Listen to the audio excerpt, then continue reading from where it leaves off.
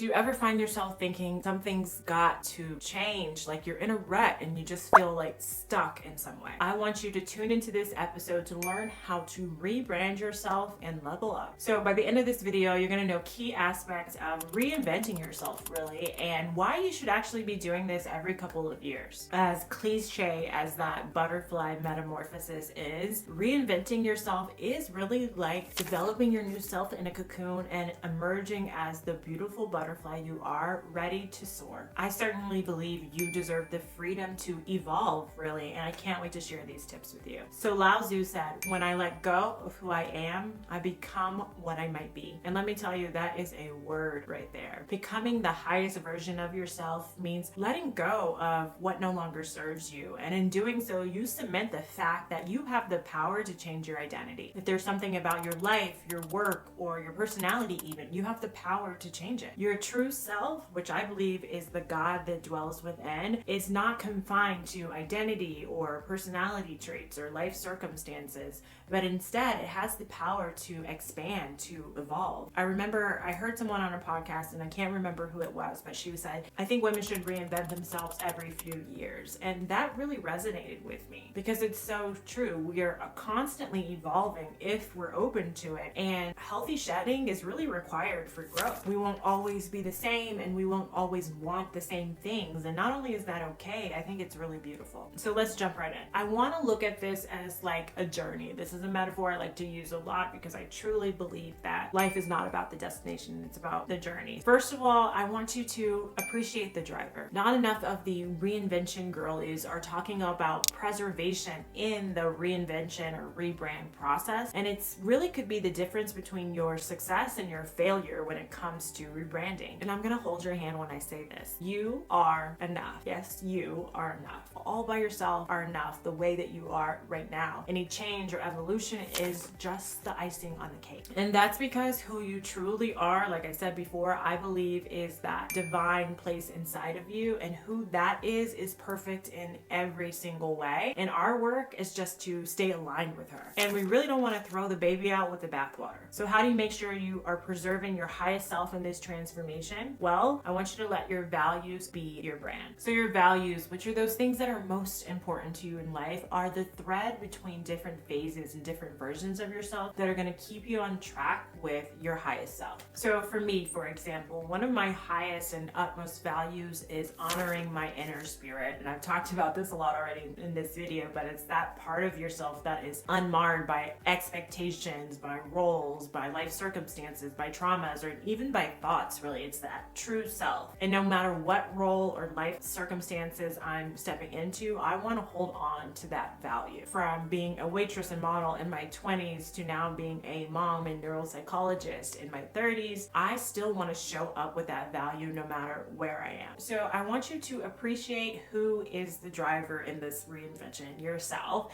And I want you to think about what are those utmost values that you're going to preserve and carry with you even as you reinvent or rebrand yourself. Okay, so now that you have the foundation, you need the exact steps to reinvent yourself in the most joyful way possible, which is why I want you to get in the driver's seat. And what I mean by that is I want you to take control, to give yourself permission to morph into this new of yourself in an imperfect way, but most importantly in a way that's led by you, not what others think you should be doing or expectations you think you should have based on your age or your gender or your just upbringing, your parents, whatever the case may be. I want you to really take control and think about what do you want and what are you going to let go of to get there. So simply put, I'm giving you permission to break free. Not that you need that permission, but sometimes it could just be helpful to remind ourselves of the power and control that we actually have. And with this, you're going to do the conscious work to think about what are you really letting go of? What boxes have you put yourself in, or what perceptions do you have of yourself that you want to let go to replace with new ones that really align with your true self? Essentially, this step is about empowering yourself to think about what is no longer serving you. And with that, once you decide what's no longer serving you, it's important to say that you still might be fuzzy on what it is that you do want, which is why you want to listen to this next tip to actually fill in those blanks now that you're letting go of what you don't want. So now it's time to decide on the destination.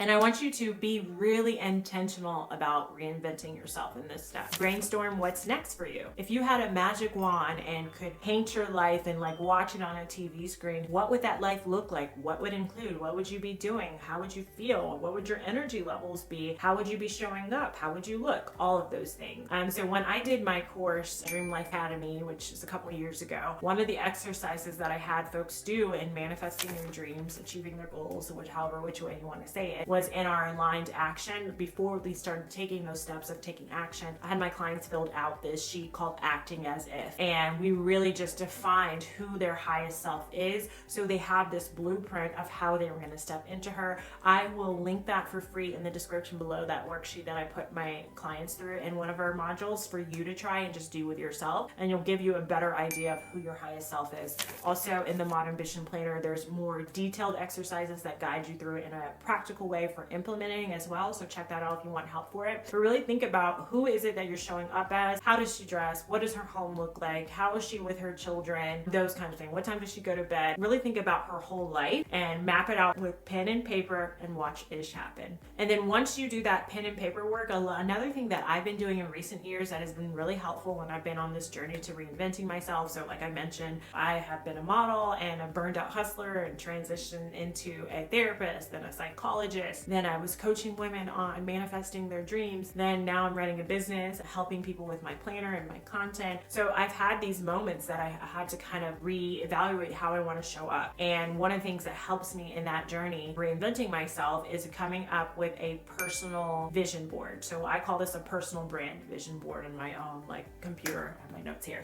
So what you do is, it's kind of like a vision board for your goals, but you're more putting images on there that remind you of how you show up, that remind you of the woman that you were reinventing yourself into be. The first one that I did, I even put women that I admired, like Emma Gerd and Shay McGee from Studio McGee, just like really ambitious founders that I was modeling myself after. Also put on like the style of like my aesthetic of how I want to show up. I have a pretty defined aesthetic that I always have, but it's shifted in years. So come up with a vision board that you can print out. I will actually show you guys my current one. I'll put it up on the screen because I think it's really helpful, and I have simplified it. And if I can find my old ones, I'll put those up as well, just to give you an idea. But have a visual and also have it verbally. I'm a neuropsychologist, so we want to work with both parts of our brain. The left, which is more about analytical words, reading, that kind of thing, to wrap our brain around it. But we also want to work on the right side, which could be even more powerful when it comes to reinvention, which is all about envisioning those kinds of things. So once you have it written down and you have the vision board, you're really wrapping your brain around it. And then another thing you can do to just really embody the experience of who this person is you're moving into is create your like rebrand playlist. Like,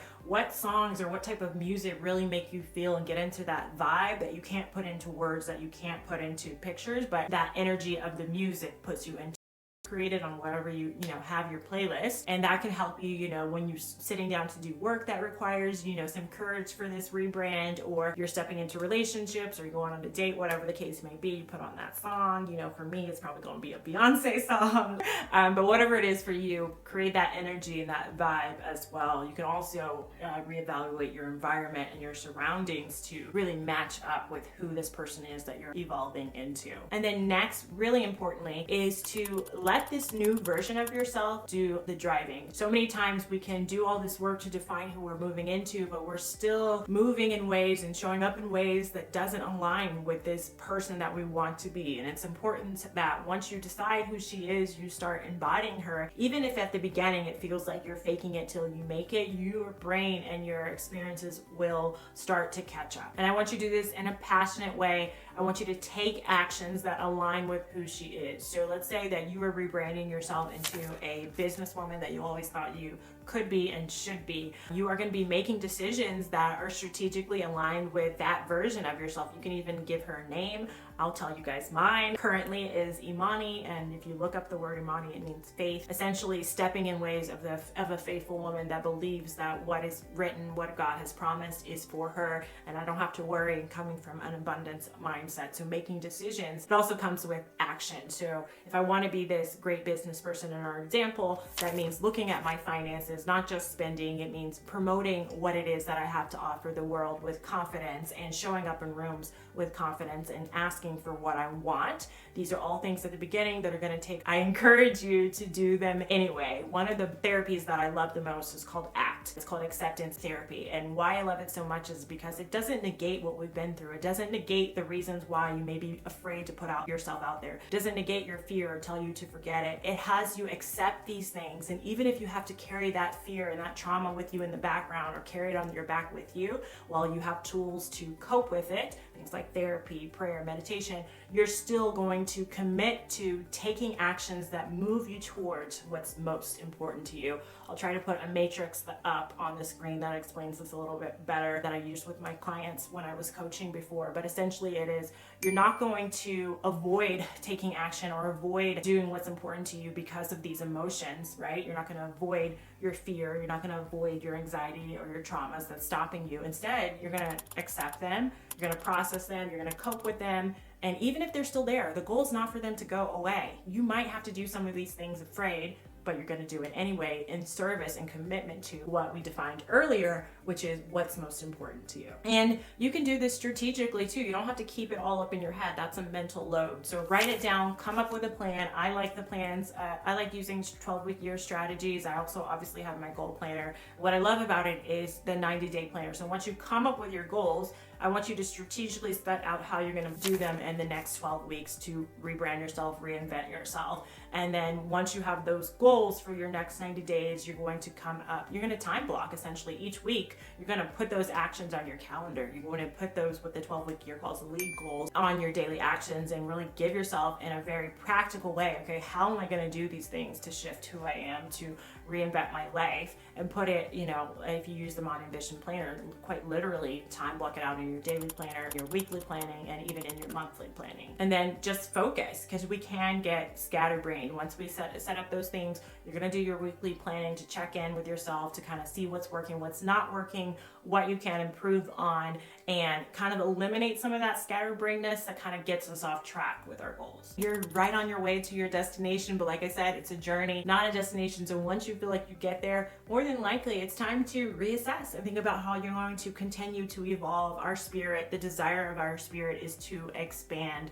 So this is an ongoing process. If you've read Michelle Obama's book, Becoming, I really align with that philosophy as well. We're constantly becoming. There's no end to that journey, which I think is a beautiful thing. I'm here for you. If you have questions, leave them in the comments below. I respond to all my comments, so I'll be sure to get back to you. Be sure to subscribe if you liked this video. And until next time, cheers to planning, manifesting, and enjoying your dream life.